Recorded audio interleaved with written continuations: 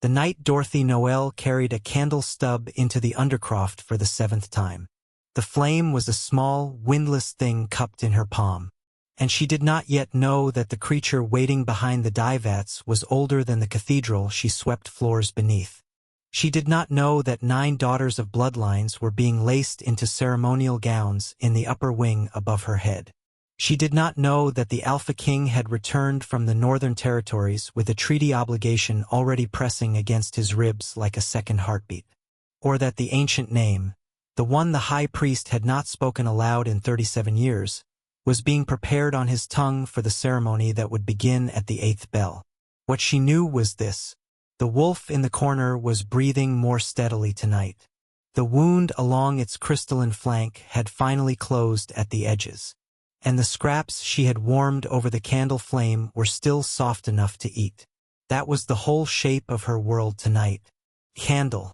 A bandage cut from the hem of an unfinished commission. A creature that had not died yet because she had not let it. The narrator who watches her from a place she cannot see would say it differently.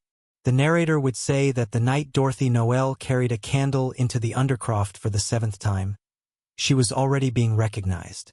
And the entire kingdom was about to learn that a seal looks identical to a curse until the right hands hold it. She knelt on the cold stone beside the wolf and set the candle down. The air in the undercroft was the kind of cold that lives in old buildings and does not leave regardless of the season. The kind that pressed through the thin wool of her work dress and settled in her shoulders and stayed there. She had cut the hem from her current commission 6 days ago to make the first bandage. She had not told the head seamstress. Questions invited scrutiny, and scrutiny, in her experience, landed on her hands first, on what they had touched, on what they had damaged, on what they had frayed. So she moved through the tailor hall carefully and quietly, and she kept her work at the end of the table, and she did not brush her elbow against anyone else's cloth. And nobody noticed because nobody had truly looked at Dorothy Noel's hands for anything other than evidence of ruin in a very long time. 3 years ago, the head seamstress had set a bolt of silver silk in front of her as a test. The commission was for the Vane household, a ceremonial length, the kind of fabric that took a season to produce and cost more than Dorothy earned in a year. The head seamstress had watched with her arms folded. Dorothy had set her hands to the cloth, and the silver silk had begun to pull at the threads along the grain, slowly, the way all fine fabric pulled when she touched it, unwinding at the weave as if her skin held some small, persistent argument with the integrity of finely made things. She had lifted her hands. The damage was already done. The head seamstress had said nothing. She had simply moved Dorothy's work table to the far end of the room, near the undercroft stair, where the rough commissions were. And Dorothy had understood, without being told, that she had failed the only test the tailor hall was ever going to offer her. She had not cried that evening. She had not cried any evening since. She did not have the energy for it. And grief, she had learned, was a thing that required a person to believe they had deserved better. And she was no longer certain she did. The wolf lifted its head when she unwrapped the old bandage. Its eyes in the candlelight were the color of cracked ice, pale, faceted, catching the light in fragments and sending it back in pieces. It had arrived 7 nights ago in the state of something that had crossed a very long distance at great cost and had finally stopped because it could not go further. And on the first night, when she had reached toward the wound with the cloth, it had gone entirely still. Not the stillness of acceptance, but the stillness of a creature deciding. She had waited, kneeling, hands open, until it made its decision. Now, on the 7th night, it leaned into her palm. She worked at the wound the way she worked at everything she was permitted to love, with the small, steady attention of a woman who had learned not to announce herself. The new bandage, like the ones before it, did not fray at the edges when she tied it. She had noticed this on the 2nd night and had not yet found a place in her understanding to put it. She filed it with the other things she could not explain and kept her hands moving. "You are better tonight," she said to it, in the low voice she used in the undercroft when there was no one to hear her. "Tomorrow I will find you something with more substance." The rough-cut stores are restocked on Thursdays, and the understeward never counts the dried meat. The wolf made a sound in its chest. Low, resonant. The kind of sound that did not end when the air stopped carrying it but settled instead in the bones of the room and stayed there. Dorothy felt that sound travel up through her wrist and lodge somewhere behind her sternum. Warm, like a coal that had not been tended but had not gone out either. She thought it was gratitude. She thought the animal was telling her, in the only language it had, that it was not going to die. She thought this was a small, private thing between herself and a creature in a basement, and that it would remain that way. She finished rewrapping the bandage. She fed the wolf the scraps one careful piece at a time. And then she sat with her hand resting on its shoulder and watched its ribs rise and fall beneath her palm. And somewhere 4 floors above her, in a hall lit by 100 torches and lined with 9 daughters of the great bloodlines in their finest ceremonial gowns, a high priest was closing his eyes and drawing breath. And the sacred wolf was about to find out that the goddess does not consult the ceremony. He was going to hear it before he understood it. And understanding it was going to take him considerably longer. The horn sounded from the high tower at the 8th bell. And Dorothy Noel in the undercroft did not hear it at all. Before we begin, if you're new here, subscribe and hit the notification bell so you never miss a story. Now drop a comment below. Where are you watching from? Let's see how far this story reaches. I'll be reading every single one. The Taylor Hall ran the length of the East Wing's ground floor, and it smelled of sizing and tallow and the particular dry warmth of cloth that had been pressed too many times. There were 14 seamstresses in it on a full working day. Dorothy was always the last to arrive and the first to leave, not from any rule that had been spoken aloud, but from the understanding that had settled over the hall like weather, gradual, total, and no longer requiring anyone to enforce it. She knew the shape of the arrangement precisely. The senior seamstresses worked the long center table where the light came in best from the east windows. The mid-rank women worked the 2 side tables. Dorothy worked the end table near the undercroft stair, where the light was poor and the draft from below kept the candle flames leaning, and where the commissions assigned to her were the kind that did not require fine cloth. Rough hemming, canvas lining work, the structural underpinnings of garments that other hands would finish with silk. Work that held things together from the inside, where no one would see it or name it. She was, by any honest measure, the most technically skilled seamstress in the hall. She had understood this for years without finding any use for the understanding. Her tension was flawless. Her spacing was exact. On rough linen, on canvas, on burlap, her stitching ran as true and even as typeset text. The head seamstress knew this. The other women knew it too, the way a person knows a fact they have decided not to act on. Because the skill was beside the point. The point was the hands. The hands that could not be trusted near anything that mattered. The hands that unraveled. She had stopped apologizing for the hands some years back, when she understood that apology implied the possibility of correction. There was no correction. There was only management. The careful geometry of her daily movement through the hall, the measured distances she kept from her colleagues' work, the particular way she held her elbows in when she passed the center table. A woman taking up as little space as a woman can take up without ceasing to be present. Nobody thanked her for it. Nobody was required to. She had found the wolf on a Thursday, which was the day the rough-cut stores were restocked and Dorothy was sent to the undercroft to take inventory. She had come down the stone stair with her tally board and her candle, turned the corner past the dye vats, and stopped. It was lying against the far wall in the space between the last vat and the stone. Enormous. Too large by half for anything she had a name for. Its coat caught her candle flame and threw it back at her in blue-white fragments, faceted, crystalline, as if the fur were made of something that had been broken and had frozen in the breaking. And along its left flank, running from shoulder to haunch, a wound that was dark and wet and serious. Its eyes were open, pale as cracked ice, looking at her. She stood still for a long moment, not from fear exactly, from the particular quality of attention in those eyes, the sense of being assessed by something that had assessed a great many things and was accustomed to finding them wanting. She set the tally board down on the nearest vat. She took off the rough overshirt she wore for undercroft work and crossed the room. The wolf did not move. It watched her come with those ice-pale eyes and did not move.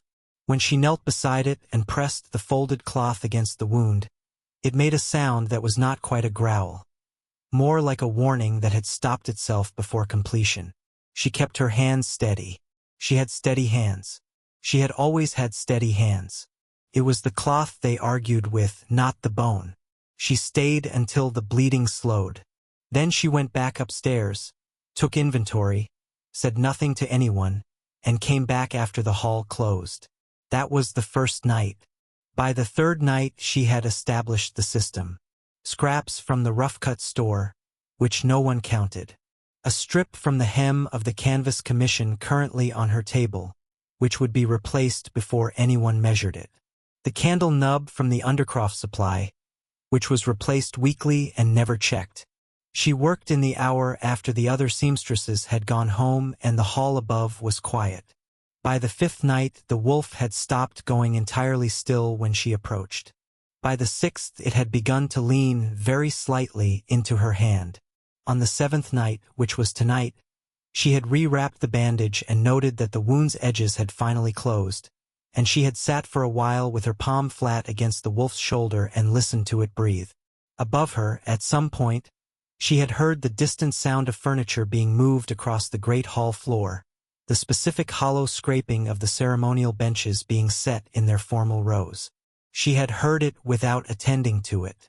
The great hall was prepared for occasions she was not part of, regularly and without reference to her schedule. She had not been told what the occasion was. She had not asked. Questions, in her experience, were rarely answered in ways that improved her situation. She blew the candle out when the wolf's breathing deepened. She sat in the dark with her hand on its flank for a little while longer. Then she went upstairs. The hall above her was nearly ready. She did not know what. The 9 heirs had been arranged along the cathedral dais in order of bloodline seniority, which meant Lady Isara Vane stood at the center, and the daughters of the lesser houses curved away from her on either side like a sentence built around its most important word. They had been preparing for this for years. Not this specific night, perhaps, but the shape of it, the standing, the waiting, the being looked at and found worthy. Each one had been trained since childhood in the particular stillness that ceremony required, the chin angle, the hands loose at the sides, the expression that conveyed receptivity without suggesting need. They wore ceremonial white, cut in the old style, high-throated and long-sleeved, with the bloodline colors worked into the hem. The combined effect was one of extraordinary, deliberate, expensive beauty. The court that ringed the hall had dressed to match the occasion. The tiered gallery ran the length of both walls, torchlit at intervals, and the faces it held were the faces of people who understood that they were present at something that would be recounted for a generation. They had arranged themselves accordingly. King Kalen Voss entered from the north door without announcement, which was his habit and the court's permanent mild grievance.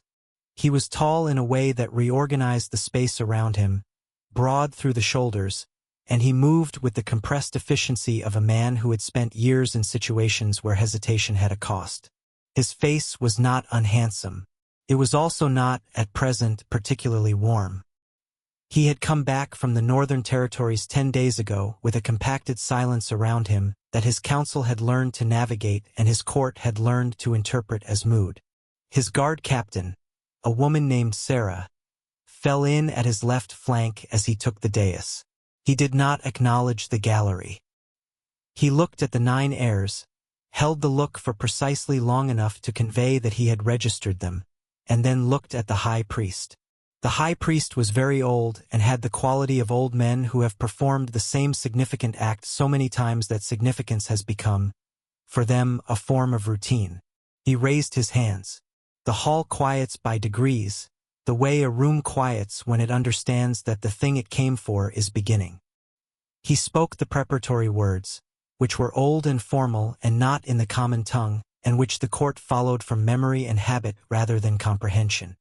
He spoke the names of the compact, the long chain of Lunas the sacred wolf had chosen across the kingdom's recorded history, each name a note in a sequence that had been building for centuries toward this evening. And then, at the end of the chain, after a pause that the hall felt in its collective sternum, he spoke the name that had not been spoken aloud in 37 years. Brian Riddle. The torches did not gutter. The air did not move. There was a long moment in which the hall held its breath and nothing happened, and several members of the gallery began the slow, involuntary physiological process of disappointment. And then the light changed. It came from no specific source and every source simultaneously. A cold blue-white luminescence that arrived the way dawn arrives, not appearing so much as gradually becoming impossible to ignore. And with it, filling the hall from floor to vault, the presence. The weight of something ancient and enormously patient that had been elsewhere and was now here. Brian Riddle manifested at the foot of the dais. The size of it reorganized the room's geometry. It stood taller at the shoulder than any natural wolf by a full measure, and its coat was not fur, or not only fur. It was crystalline, faceted, layered like fractured ice over a deep current, and the cold blue light that filled the hall was coming from inside it, from wherever inside it was. Its eyes, when they opened, were the pale, colorless shade of water over white stone. The high priest raised his hands toward Lady Isara. Brian Riddle turned its head and looked at her, and howled. The sound was not the sound a wolf makes. It was the sound a bell makes when struck at the precise frequency that travels through solid stone. Total, resonant, going not into the ears but through them, into the architecture of the body behind. The gallery flinched as one. Lady Isara did not flinch. She had been trained not to, but the color left her face in a single, complete tide. The high priest recovered. He called the second heir forward. The wolf howled. The third. The fourth. By the fifth, the gallery had stopped its murmuring entirely and stood with the particular stillness of people watching something they have no precedent for. By the seventh, the king's jaw had taken on a quality of compression that Sarah, at his left flank, recognized from the northern negotiations. The look of a man watching a carefully constructed arrangement come apart and calculating, already what could be salvaged. The eighth heir. The ninth. The same sound. The same complete, resonant, architectural no. Silence. Brian Riddle stood at the foot of the dais in the cold blue wash of its own light and did not look at the king, and did not look at the heirs, and did not look at the gallery or the priest or the 100 torches or any of the things that the ceremony had arranged for it to look at. It looked at the floor, at a point near the side wall, where the flagstones covered the undercroft below, at something beneath the stone, and the dark, and the hall's entire careful understanding of itself. And then it walked. Nobody in the gallery moved first because nobody in the gallery knew what moving first would mean. They stood in their tiers with the cold blue light still pooling across the cathedral floor and watched the sacred wolf cross the hall at an unhurried walk. And the watching had the quality of people who have prepared extensively for an event and are now watching a different event occur in its place. The high priest made a sound. It was not a word. It had been intended as one. The king did not make a sound. He stood on the dais with his hands at his sides and watched Brian Riddle reach the servants' passage arch at the side of the hall. A low, functional opening in the stone that was used by the hall staff and by no one else, ever, and which had not been included in the ceremony's spatial planning because there had been no reason to include it, and without slowing, without any indication that a ceiling height of 6 feet presented a meaningful obstacle, the wolf lowered its great crystalline head and went through. The blue light went with it, diminished, still visible, bleeding back through the arch in a thin cold wash, but moving away, going down, descending. Sarah said, at the king's left shoulder, very quietly, "Your Majesty." He was already moving. The servants' passage was not built for a king and his guard and a trailing press of court nobility who had collectively lost the ability to remain in their assigned positions. It was built for people carrying things single file in low light. The ceiling was closed. The walls were closer. The blue luminescence ahead of them through long, fractured shadows back up the stair and turned the stone the color of deep water. The wolf did not hurry. It moves the way something moves when it knows with complete certainty where it is going and has no concern about what it will find there. Dorothy was mid-knot. She had come back down after supper because the wolf had seemed restless when she left, and she had told herself it was practical, that a restless animal pulled at its bandaging, that it was simply good sense to check, and she had not examined the other reason, which was that the undercroft was the only place she had been in recent memory that did not require her to manage the dimensions of her own presence. She was rewrapping the left flank, where the wound was deepest, and her attention was entirely on the knot because the knot was the part that mattered, and she had learned to put her entire attention on the part that mattered and let everything else go peripheral. The distant sounds from above, the furniture, the voices, the resonant something that had gone through the floor an hour ago like a struck bell. She had let go peripheral. She did not hear Brian Riddle until its shoulder brushed the undercroft ceiling, and the sound of crystalline fur against old stone filled the room from every direction at once. She looked up. Her first thought was clear and practical. It was standing, it was walking, and it should not be walking yet. The wound along its flank was closed but not healed, and the kind of movement it was demonstrating required muscle groups that 3 days ago had been. She catalogued this quickly, clinically, the way she catalogued damage to cloth, not ready. Her second thought did not form. Because the wolf crossed the undercroft floor in 3 strides and put its great crystalline forehead against her collarbone and folded its legs. All 4 of them, with a slow and deliberate grace, bowed. The blue light it carried, which she understood only now had been there all along, which she understood only now was not a reflection of her candle but the wolf's own cold radiance that she had been seeing for 7 nights without naming, flooded the undercroft in a single total wave.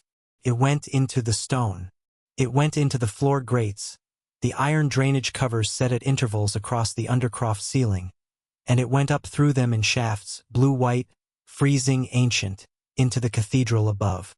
Dorothy's hand came up and rested on the wolf's head. Not from intention. From the same muscle memory that had brought her hand to that position every night for 7 nights. The habit of tending.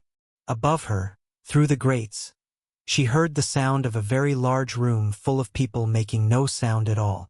The king saw the light come through the floor before anyone else named it because he had already crossed half the distance to the servants' arch and was lower than the gallery. His angle better. The shafts of blue-white came up through the great covers in thin, precise columns and hit the cathedral vault and scattered, and the scattered light turned the whole upper hall the pale cold color of the wolf's own coat. He heard Sarah say his name again, behind him, in the tone she used when she had already calculated that what she was about to say would not change what he did next. He went through the arch. He went down the stairs. He went through the servants' passage. He went down the second stair into the undercroft, where the blue light was total and sourceless and the wolf was kneeling on the stone floor, and a woman in a work dress was kneeling beside it with one hand resting on its head and a half-finished bandage in the other, looking up at him with the expression of someone who has just understood that the peripheral had become, without her permission, the entire foreground. He stood in the undercroft doorway for a moment that was longer than a moment. Behind him, Sarah. Behind Sarah, the high priest, who had gathered himself on the descent and now wore the expression of a man reassembling his authority one feature at a time. Behind the high priest, the court, or the portion of it that had followed without being invited, which was most of it, pressed into the servants' passage in a configuration that the passage had not been designed to support. The undercroft smelled of dye and old stone and tallow. It was low-ceilinged and practical and entirely indifferent to the quality of the people now filling it. The blue light made it strange, made the rough vaulting look like something deliberate, like the underside of a cathedral built specifically for this purpose, though it had been built specifically for storing cloth bolts and had never aspired to anything else. The king looked at Dorothy. She was kneeling on the stone floor with one hand on the wolf's head and a half-finished bandage in the other hand, and she was wearing a work dress that had dye, dark blue, the expensive kind, the kind used for the formal vein commission currently occupying 3 of the center tables upstairs, on her left wrist. Her hair was loose where it had come free of its working braid. There was a candle stub on the floor beside her, burned to within a finger's width of the holder, which meant she had been down here long enough to use most of it. The bandage in her other hand was cut from fine weave canvas, and he could see, from where he stood, that the edge had been hemmed before it was cut, hemmed with the small, exact stitching of someone who did not stop doing careful work simply because no one was watching. He looked at the wolf's flank. The bandaging is already in place there, layered, neat, replaced recently and more than once.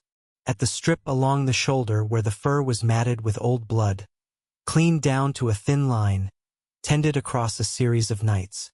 He understood the shape of 7 nights without being told the details. The shape was in the bandaging and in the candle stub and in the dye on her wrist and in the way she was still kneeling. Still, in the middle of a room that had just filled with 200 years of accumulated noble expectation, because her hands were occupied and she had not yet decided what to do with them. He did not say anything immediately useful. He said, after a moment, "You're the seamstress from the undercroft assignments." Dorothy said, "Yes." He said, "You've been tending it." She said, "Yes." He looked at the wolf. The wolf had not moved. Its forehead was still against her collarbone and its legs were still folded beneath it, and the blue light it carried still filled the room in that total, sourceless way, going into the stone, going up through the grates. His pale eyes were open and they were not looking at the king. They were looking at nothing in particular, with the settled quality of something that has arrived where it intended to arrive and has no remaining agenda. Behind him, Mordecai Fell had worked his way to the front of the court press. He was an old man, narrow-shouldered, with the careful posture of someone who had spent decades in rooms full of people more powerful than himself and had learned to take up a specific kind of space. Present enough to be consulted, inconspicuous enough to be underestimated. His eyes moved across the undercroft with the systematic thoroughness of a man taking inventory. The wolf, Dorothy, the bandaging, the king's face. He filed each item in sequence, and his own face showed nothing except the mild, concerned attention appropriate to a trusted advisor witnessing an unexpected development. The high priest stepped forward. He had fully reassembled himself. His voice, when it came, had recovered its ceremonial weight. The gravity of a man speaking not his own words but words that had been accumulating force for 37 years. "The sacred wolf has chosen," he said. "The choosing is witnessed. The choice is complete." Dorothy looked at the priest. Then she looked at the king. Then she looked at the wolf, which had not moved and showed no intention of moving, whose forehead was warm against her collarbone with a warmth she had not expected from something crystalline. And she said, in the flat and practical voice she used for stating facts about cloth and commissions and the structural reality of things as they were, "It has the wrong person." The wolf pressed harder into her hand. Not aggressively, not as a correction. The way something presses when it wants to be certain it is felt, when it has been patient across a very long time and through a very large distance and has arrived at the precise point of its intention and is not interested in the argument. Dorothy felt the pressure travel up through her palm and into her wrist and settle in her chest beside the warmth that had been there since the first night, the warmth she had been calling relief, the warmth she had been calling the satisfaction of a thing not dying that she had not let die. She did not finish the thought. The king was looking at her with the expression of a man who has just found an error in a calculation he has been running for years and does not yet know how far back the error goes. She could see him working. She could see, behind his eyes, the particular quality of a person who manages things beginning the work of managing this. She looked down at the wolf. The wolf looked up at her. And the undercroft, indifferent as ever to aspiration, held them all in its low blue light and waited. He came in the morning without announcement, which she was beginning to understand was his habit, and without the circlet or the ceremonial coat or any of the apparatus that had surrounded him in the undercroft and the council chamber. He wore a plain dark shirt with the sleeves rolled to the elbow and the look of a man who had not slept particularly well and had decided not to perform otherwise. He knocked. She noted this because it was not required of him and he had done it anyway. She opened the door. The wolf, behind her at the threshold of the inner room, lifted its head briefly and then set it down again, which she was learning to read as a form of clearance. The king looked at the wolf, then at her. He said, "I would like to ask you about the curse, if you are willing."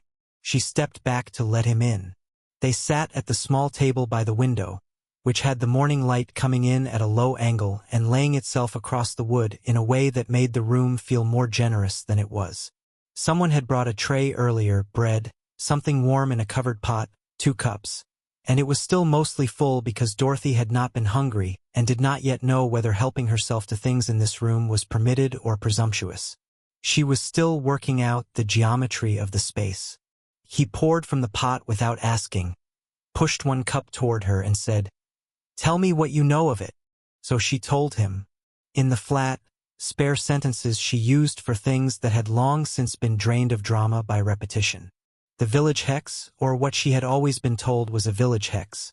The mark on her bloodline that her mother had called a misfortune and her grandmother had called a punishment and the seamstress mistress had called a practical liability. The first fine commission she had ruined, at 14, the silver-gray silk that had begun to pull at the grain within minutes of her touching it. The seamstress mistress's face. Not angry particularly. More the face of someone confirming a suspicion they had hoped not to confirm. The table near the undercroft stair. The rough work. The years of rough work. He did not interrupt. He listened the way he had listened to Mordecai the night before, tracking shape rather than content, she thought, though the shape he was tracking now seemed to be something different. He was not calculating. He was attending. When she finished, he was quiet for a moment. Then he said, "How long have you been in the Taylor Hall?" 11 years. And before that? The village. My mother's household. We sewed there too. But the cloth was rough and it didn't matter. The curse only manifests on fine fabric. On fine fabric. On anything with a close weave and a long thread count. Canvas holds. Burlap holds. Linen above a certain quality begins to go. He looked at his cup. He said, not quite to her, "That is not the behavior of a hex." He sent for the relic library index 20 minutes later. Not Mordecai. She noted the specificity of the instruction he gave to the steward at the door, the index itself, the physical volume, brought by whoever was on the junior archive rotation this morning. Not the archivist. The index. The junior archivist who arrived was young and visibly uncertain about the protocol for delivering a reference volume to the king in a seamstress's guest chamber, and resolved this uncertainty by setting the book on the table, bowing to both of them with the impartiality of someone who was not going to make assumptions about the situation, and leaving quickly. The index was old. The binding was worn to softness at the corners, and the pages had the slight translucency of vellum that has been handled across many decades. The king turned to the bloodline records and found the Noel entry without apparent difficulty, which meant he had either looked at it before or had a better memory for archival organization than most kings had reason to develop. The entry was short. 4 lines. She read it from across the table and then he turned the volume so she could read it more easily and she read it again. It did not use the word curse. In 4 lines and the plain administrative language of a record written for reference rather than interpretation, it used the word seal. Seal of the Noel bloodline, applied at compact making, self-sustaining, contingent on manifestation of the bound guardian. She read the phrase contingent on manifestation twice without being entirely certain she understood it, and then looked at the date of the entry, which was very old, and then looked at the name of the archivist who had written it, which was not Mordecai Fell, and then looked at the blank space below the entry where a continuation or a notation might have been added in the intervening centuries and had not been. The king read it twice. She watched him read it the second time and watched him arrive at the same word she had arrived at and stay there. He looked at her. She looked at the wolf. The wolf was asleep across the threshold with its great crystalline flank rising and falling in the slow rhythm of something that has been patient across a very long time and has recently, at last, run out of need for patience. The blue light it carried in sleep was low and steady, the way a banked fire is low and steady, present, warm, not going anywhere. Neither of them spoke for a long time. Outside the window the morning continued, indifferent and ordinary, and the word seal sat between them on the table like a thing that had always been there, waiting for someone to read it correctly. Lady Isara came in the afternoon, alone, without the two attendants who had been with her at every other point since her arrival at the keep. Dorothy noticed the absence before she noticed Isara herself. The missing shapes in the doorway that had become, over 2 days, a kind of architectural expectation. She knocked the way someone knocks when they have decided to knock as a courtesy rather than a request. Dorothy opened the door and Isara looked at her with the same assessing quality she had brought to the cathedral dais, except that the cathedral dais version had been performing assessment and this version was actually doing it. "May I come in?" she said. It was constructed as a question. It had the weight of a statement. Dorothy stepped back. The wolf, at the threshold of the inner room, did not lift its head this time. Dorothy was beginning to think the wolf's responses to arrivals were a form of editorial commentary, and that flat indifference represented something close to approval. Isara sat at the table without being invited to, which Dorothy recognized as the behavior of a woman for whom sitting at tables was so habitual as to require no social scaffolding. She did not look at the tray or the room or the view from the window. She looked at Dorothy. "I want to say something before anything else," she said. "I am not your enemy. I want that established as the ground under this conversation rather than something we have to arrive at through other means." Dorothy sat across from her. "All right. I was in that hall because my father's compact with this pack requires a vain presence at every sacred selection ceremony. It has required it for 60 years. My father does not accept absences and he does not accept substitutes. So I stood on that dais in ceremonial white and I waited for the wolf to choose someone, and the wolf did not choose me, and it did not choose anyone else in that hall. And now the compact my father has spent 30 years treating as a cornerstone of his northern strategy is in a position I am going to have to explain to him in terms he can accept without going to war." She said this evenly, with the cadence of someone who has rehearsed the facts if not the conversation, and then she stopped and waited. Dorothy said, "I understand. I don't think you do yet. The Vane Compact is not a marriage agreement. It never required a wedding. What it required was influence. A Vane presence at the center of this pack's decision-making, the kind of presence that accrues to the Luna's household through proximity and trust and the management of certain trade relationships that my father's houses have held exclusively for 2 generations. She paused. "When you are confirmed, that proximity transfers to you, and you are not a Vane. And my father will treat that as a breach. And the northern trade routes close," Dorothy said. Isara looked at her for a moment. "Yes. The winter textile supply from the Vane mills. The dye is imported from the upper northern houses. The finishing materials, the fine thread, the metallic work, the ceremonial cloth that this pack's tailor hall cannot produce domestically because the climate doesn't support the raw materials." Dorothy set her hands flat on the table. Not the carefully managed placement of a woman in a fine room, but the working placement of a woman thinking through a problem. Those are the 3 points where the supply chain breaks if the compact collapses. The tailor hall can survive one of them, cannot survive all 3 in the same season. Isara had gone very still. "The dye import is the most critical because the lead time is longest," Dorothy continued. "If that route closes in autumn, the spring commissions fail, and the spring commissions are when the noble houses pay their annual accounts. The king's operating revenue takes a hit in midsummer, and it doesn't recover until the following year at the earliest." She looked at Isara. "Your father knows this. That's why the timing of the compact renewal matters. He's positioned to expire when the leverage is highest." Isara said carefully, "You work in the undercroft." "I work in the undercroft. I have worked in the undercroft for 11 years.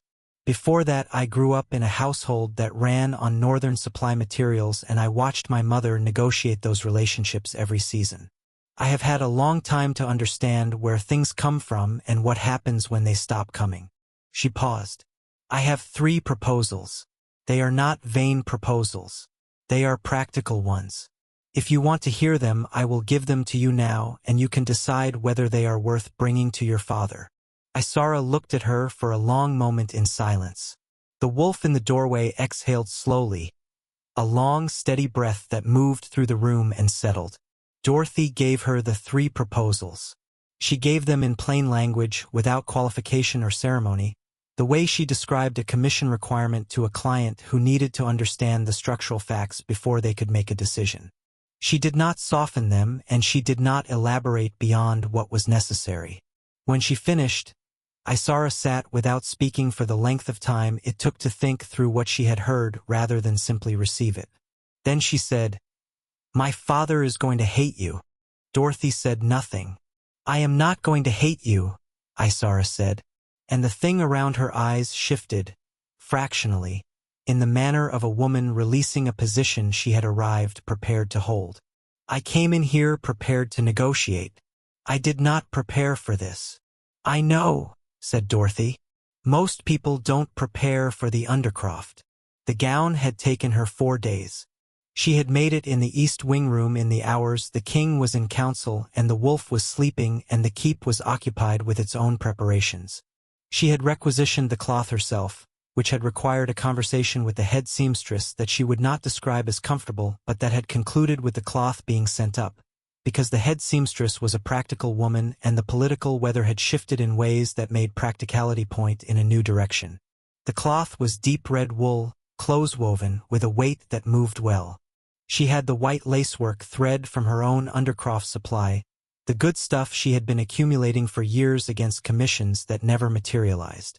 She cut the pattern from memory, the border village style her mother had taught her, and she sewed it in long quiet sessions at the window table with the wolf at her feet and the morning light doing what morning light does to red cloth, which is to make it look like something that has been decided rather than something that has been chosen. She finished the lacework detailing on the hem and the cuffs the morning of the ceremony and held it up and looked at it for a long time. It had not frayed. Not at any point in 4 days of handling. Not the cutting, not the seaming, not the hours of close lacework that should have been the most vulnerable to whatever her hands did to fine things. It had held. All of it had held, and she did not know yet whether that was the seal asserting itself or whether it had always held on things she made for herself, and she had simply never tested it because she had never, in 11 years, made herself anything fine. She put it on. She looked in the mirror briefly, in the way she looked at finished commissions, checking for errors rather than considering the whole, and then she looked away before the whole could become something she had an opinion about. The cathedral was blazing when they entered. Every torch, every candle stand, every source of light the keep possessed had been brought to bear on the nave, and the effect was of a room that had been persuaded to take itself seriously. The court was assembled in the gallery and along the walls, and the quality of their attention was different from the first ceremony. Sharper, more personal, the attention of people who had now had 3 days to form positions about what they were witnessing and were present tonight to confirm or revise them. The wolf walked to her left. Its crystalline coat caught the torchlight and the candlelight simultaneously and returned them as blue-white, and where it walked the light on the floor shifted, and the court watched it the way the court had not quite allowed itself to watch it the first time, now that watching was no longer complicated by expectation. Dorothy walked and kept her eyes on the dais and kept her hands from doing the thing hands do when a person is being looked at by 200 people, which is to look for something to hold. They were halfway down the aisle when the wolf stopped. The stop was total and immediate, not a slowing but a cessation, all 4 feet planted, and the sound that came out of it was not a howl. It was lower than a howl and more internal, a sound with the quality of resonance rather than projection, the sound, Dorothy thought with the particular clarity that arrives in the wrong moments, of a string that is being pulled at from one end while the other end is fixed. She felt it in her hands before she understood it. A faint tension across the palms, across the specific webbing between her fingers that had always been most sensitive to thread, the unmistakable sensation of something under strain. She knew, not from reasoning, from the same mechanism that had told her, on the 7th night, that the wolf's wound had finally closed, the direct, unmediated knowledge of a person whose hands have learned to read what their eyes cannot see. The relic vault, the south wing, the inscription. The king was already moving. She did not know how he knew, but he was 3 strides ahead of her before she had finished the thought. Coming off the dais in the long controlled movement she recognized from the undercroft, the movement of a man for whom decision and action have no interval between them. The wolf had already gone. It crossed the remaining length of the cathedral in 3 strides and was through the south arch and into the corridor before any guard had processed what they were meant to follow. Dorothy ran. The south wing corridor was dark after the cathedral's blaze, and her eyes were slow to adjust, and she followed the blue light ahead of her, the wolf's radiance ghosting back along the stone walls, and behind her she could hear the court spilling into motion, voices, feet, the specific sound of ceremony becoming something else entirely. The vault door was open. Mordecai Fell stood at the far end of the small stone room with a candle in one hand and the inscription in the other, and the inscription was half in the flame. She did not stop moving. She crossed the vault in 6 steps and put both hands into the fire and took the inscription out. The flame did not take her. She felt the heat. It was real heat, honest heat, the kind that should have consequences, and she felt the paper in her hands, old vellum, dense with the compressed weight of a very old record, and she held it, and it did not fray and it did not burn, and her hands held it whole in the air between herself and the candle and the room and everything the room contained. She looked at her hands. The inscription between them was intact. Singed at the lower left corner, darkened along the edge, but whole. The text is unbroken. The seal is unbroken. Behind her, Mordecai Fell went still. Not the stillness of a man who has been stopped. The stillness of a man who has just watched his arithmetic fail at the final column and understands, with the calm of someone for whom understanding has always come before feeling, that the error is not recoverable. The wolf stood at the vault entrance. Its pale eyes were on Mordecai, and they were not warm. The king came through the door. Mordecai Fell did not resist. That was the thing Dorothy kept returning to in the days that followed. Not the vault, not the flame, not the inscription cooling between her palms, but the quality of his stillness when the king came through the door. It was not the stillness of a man caught. It was the stillness of a man who had known, on some level, that the arithmetic would fail eventually, and had arrived at the failure with the composure of someone who had made his peace with the possibility somewhere in the long middle years of a 30-year preparation. He was removed from the archivist's office the following morning. The king did it without ceremony and without public spectacle, which was a courtesy Mordecai had not earned and received anyway, because the king was that kind of man. The records came next. The 30 years of suppressed documents, the annotated texts, the careful archival silence around the Noel bloodline entry, and a dozen others like it, all of it opened and read into the court record over the course of a week by the junior archivist who had delivered the index to Dorothy's room, and who approached the task with the meticulous attention of someone who understood they were doing important work and intended to do it without error. The truth of the bloodline compact was entered publicly into the kingdom's record on the 4th day. The high priest read it. The court heard it. Dorothy was not present for the reading because the king had asked if she wanted to be, and she had said no, that she did not need to be in the room for it to be true, and he had accepted this without argument, which she was still, at intervals, finding remarkable. Lord Brennan Vane signed the renegotiated compact on the 6th day. He did it in his factor's presence and in the presence of the king's chancellor, and he did it with the expression of a man swallowing something that did not agree with him but was demonstrably correct medicine. Dorothy's 3 proposals had been put to him without attribution at her request.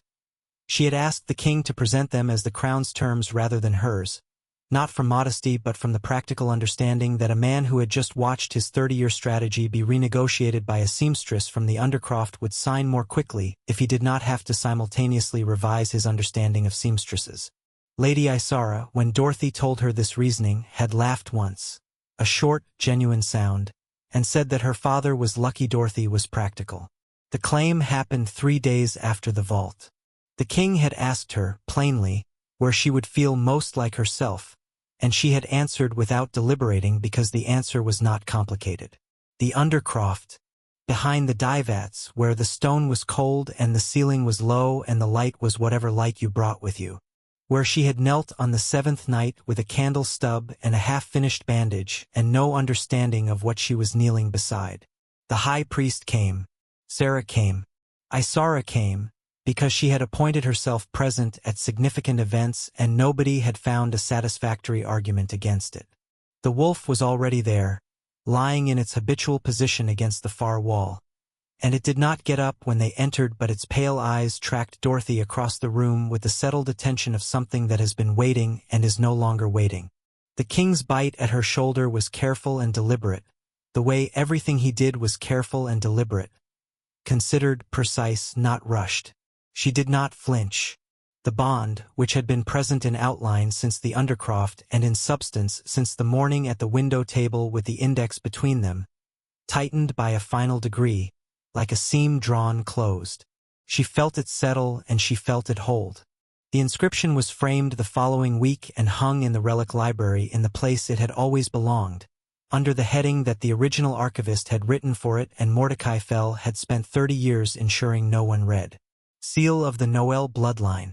Active.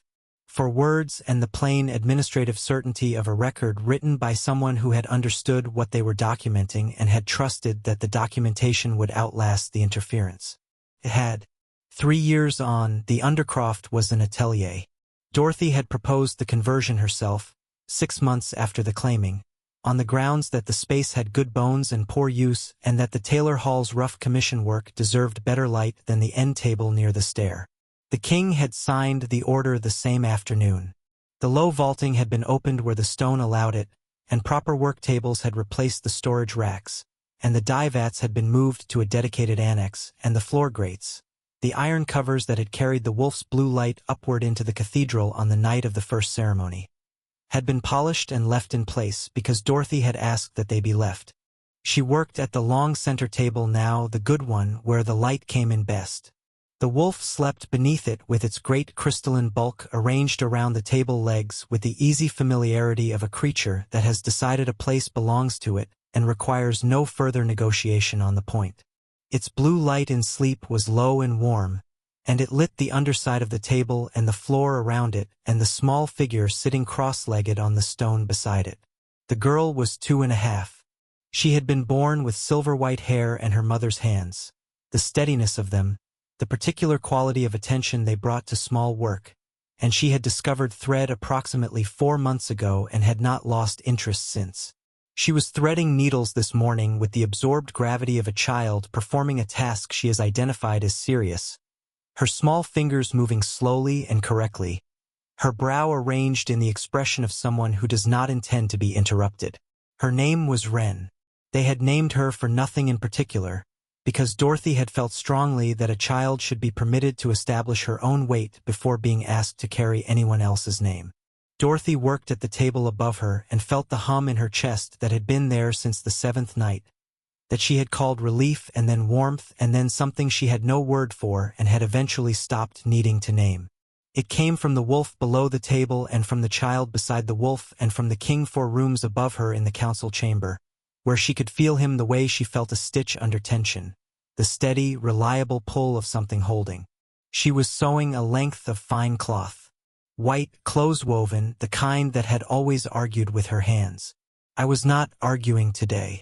She had not argued in 3 years, and she had stopped being surprised by this and had started being simply, quietly grateful, the way a person is grateful for a thing that has become part of the ordinary texture of days.